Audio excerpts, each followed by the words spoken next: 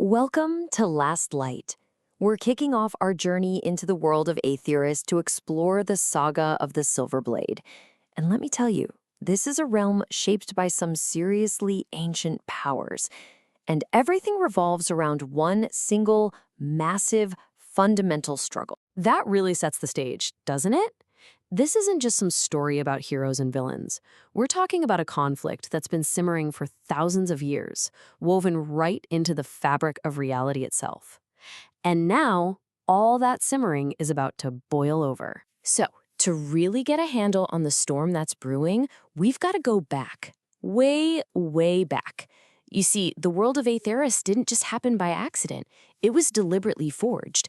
It was built by cosmic architects as a bastion of life, all designed to stand against an eternal darkness. So who are these architects? Well, at the very heart of it all is Elos, the Lightbringer. Think of him as the cosmic father figure. His light is literally what sustains the entire world. Then there are his 7 daughters, the 7 sisters, who are the guardians and shapers of reality. Each one oversees a different piece of existence. You've got Valis, the sister of knowledge, Selyne, the watcher of the night, Thea, the mother of nature, Astreyl, the fierce protector. You get the idea. Together, they built this incredible world. But, every great light casts a shadow.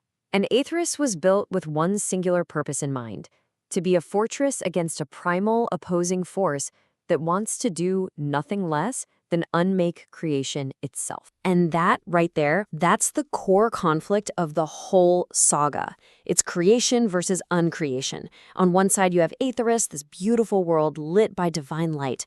And on the other, you have Astreyl shadow, a force of pure entropy that just wants to pull the plug on everything. This shadow isn't just some vague evil force. It has a name, Astreyl. She's this ancient, incredibly powerful being, and her influence is so corrupting that in the old languages of this world, her name literally became the word for murderer. I mean, that pretty much tells you everything you need to know about the kind of existential threat we're dealing with here. So you've got this cosmic level struggle. But how does that actually play out in the world? Well, in Aithyris, reality isn't governed by cold, hard laws of physics. It's something much more artistic, much more alive. You could call it a symphony. And this is where the world building gets really, really cool. In Aithyris, all of reality, every person, every river, every rock, it's all part of one single cosmic piece of music called the Eternal Song. And what people call magic, that's just the art of hearing the song and then composing new melodies, literally rewriting reality on the fly. Now, this cosmic music has different movements.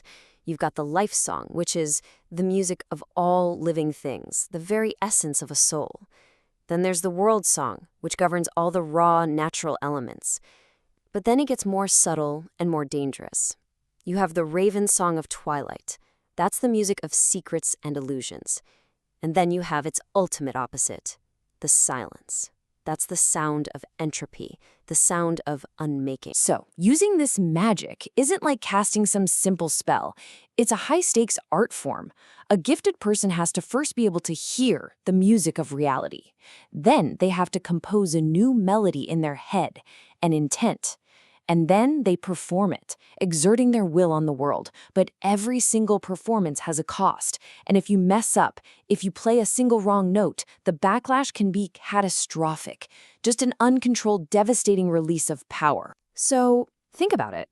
In a world where reality itself can be recomposed like a song, it probably won't surprise you that history and truth are just as flexible. This is where it gets really interesting.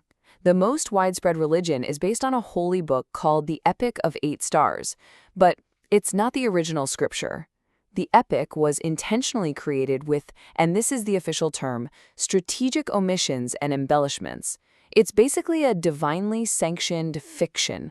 All those parts that got cut out, the inconvenient truths, modern scholars called that the lacuna coil. And the plot just keeps thickening. There are other texts out there, like the Codex Obscura, that are dismissed as heresy by the mainstream. But these documents hint at truths that were deliberately excluded from the official story, suggesting the history that people have built their entire lives on is fundamentally incomplete. So this raises a pretty crucial question. If you live in a world that's shrouded in sanctioned lies, and there's a primal darkness gathering on the horizon. Where do you even begin to place your hope? I mean, seriously, when the holy books you trust might be fiction, and reality itself can be changed with a song, what could possibly offer any real salvation against that kind of encroaching darkness? When things get desperate, people turn to legends. And the biggest legend of all is about a weapon, the silver blade. It's this mysterious artifact, incredibly silver, with the power to change its shape from a dagger to a huge greatsword. And while its origins are a total mystery, every culture agrees on one thing. It is the only weapon that has the power to truly stand against the darkness. So let's put all the pieces on the board. We've got a cosmic symphony that is reality, a history built on lies, and a creeping existential shadow. All of these threads, the celestial, the magical, the historical, they are all starting to converge. The first volume of this saga, Legend of the Silver Blade, is the exact moment this ancient conflict finally steps out of myth and becomes terrifyingly real. It's going to throw a handful of people directly into the path of these immense forces, forcing them to grapple with legends they never thought were true. And that leaves us with the central question of this whole saga. The Silver Blade might be destined to counter the darkness, sure. But in a world built on lies, who can possibly be trusted to wield not just the weapon, but to wield the truth? This is just the foundation. As you'll see, the full knowledge is always waiting for those who have the courage to seek it.